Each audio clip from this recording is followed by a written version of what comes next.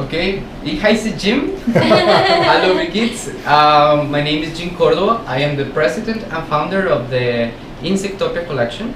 We are the White Hat Foundation.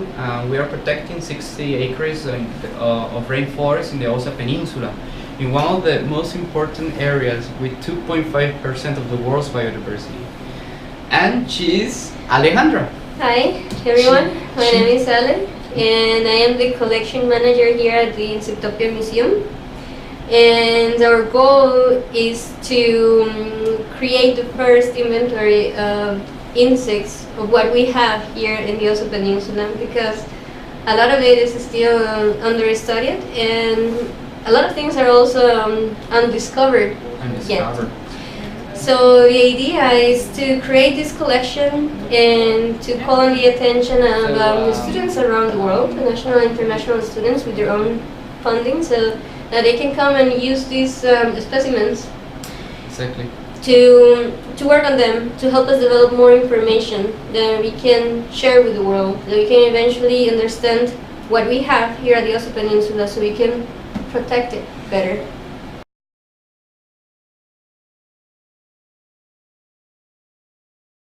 We need to know what we have to take real action for protection, and it's really important to know the biodiversity that we have in front, and to know how we can do the best way to continue protecting what we have in the Osa Peninsula.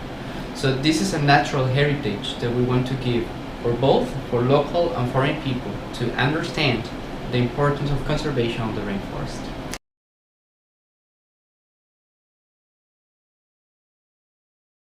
In general, the tourism, yes, is a problem and has been destroying some national parks for tourism.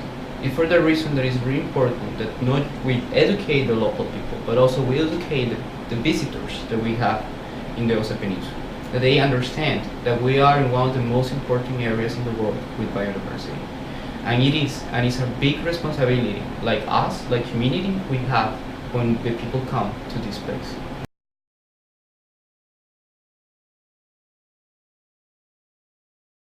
If you come just like a tourist, if you visit a place trying to know what you are visiting, how are you going to create an impact in the area? I think it's everything, all the problems are really easy to realize.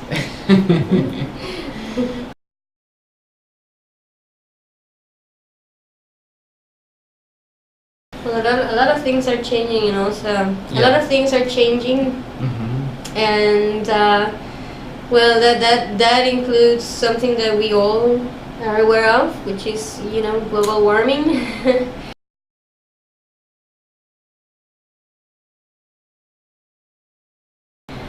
Well, basically, the insects is the first group of animals strictly related with plants. If the plants are affected, they're going to get affected. So basically, since for example, the moment where the insects emerge with the rains and the blooms of the flowers happen at the same time, need to happen at the same time for the pollination can occur. So that is why it's so important the balance that we have of precipitation and rain and everything throughout the year. And now what is happening is that we are getting a really dry period. With the climate change, what we are observing is that the species, they are moving in an altitudinal and latitudinal way. They are changing their distribution, their space distribution to adjust. But the problem that we have with a lot of the species that we have in the Osa Peninsula that are strictly related with the rainforest and they are endemic, they are in really big risk because they just inhabit this place. Sorry, I was just gonna add there that insects are a really important part of the ecosystem. Trophic chain. Yeah, I mean there are a lot of animals that feed on the insects too. So it really has. If insects get affected, everything else that feeds on them or depends on them. Absolutely.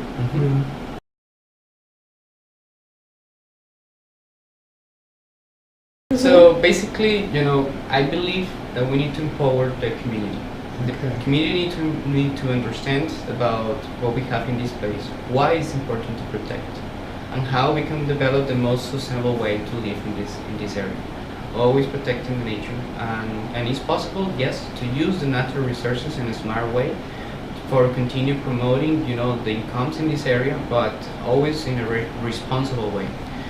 that is what we're trying to do with the White Hawk Foundation, like on our projects, research projects. So, but the secret for conservation is when you work with the community. If basically conservation is the management of the human behavior. Yeah. And basically, if we can do the conservation with the people, is the way how we're going to start changing everything in this place.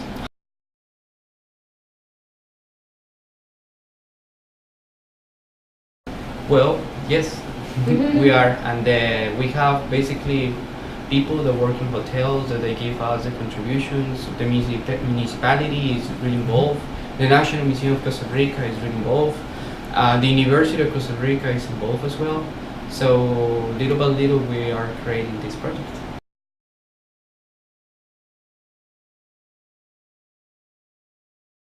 Has been my passion, my life. Day by day I keep discovering the biodiversity that we have in this place. And I have now 10 years working just in the Osa Peninsula and in different areas in Costa Rica, but mostly here. And I keep discovering species that I never have seen before, all the time. Well, I'm a biologist, I'm biologist and entomologist. Basically, this is where I specialize, especially butterflies. That is where I have more expertise. I've been studying also basically environmental conservation. So in the UNED, we call it UNED. That is a distant college university. It's a state university. It's a state university as well.